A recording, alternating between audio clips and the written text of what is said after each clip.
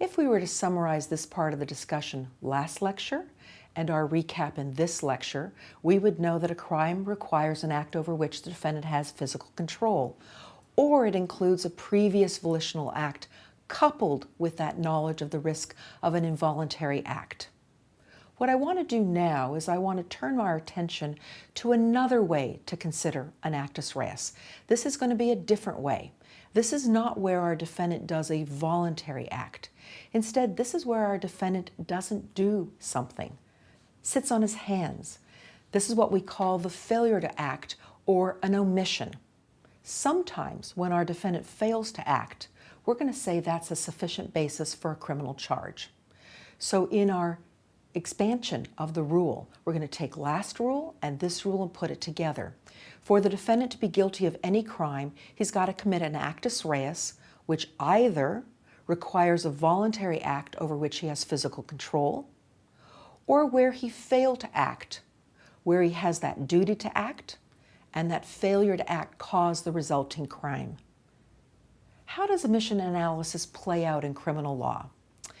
So I want to take us to an apartment building, and there is a young woman sitting at the shallow end, and perhaps she's reading her criminal law casebook. And all of a sudden appears a toddler. No parents around, and the toddler walks over to the shallow end, and the toddler falls into the pool. And it becomes pretty clear that that child is either going to drown or be seriously injured if someone doesn't pull the child out of the water. And can you imagine in my scenario, our defendant doesn't do a single thing, just changes the pages and continues to read.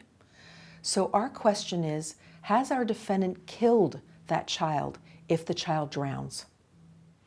To prove criminal homicide charges, we would need to prove the actus reus of killing that child, coupled with a mental state that we're going to discuss at another time, either the intent to kill or some degree of recklessness.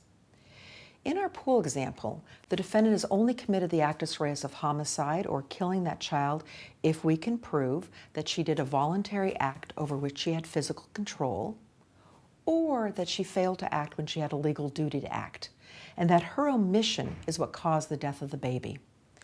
Will it come as a shock to you that we do not legally require our defendant to put her book down and save that child, even if it only means just reaching into the water, grabbing that arm and pulling it out? It did to me when I first learned the concept. I assumed that we all had that obligation. But what the truth is in criminal law is the basis of criminal law is that defendants, the people in the public, we have no generalized legal obligation to others. The default position that we're going to start with is that we have no duty to our fellow citizens except in limited situations.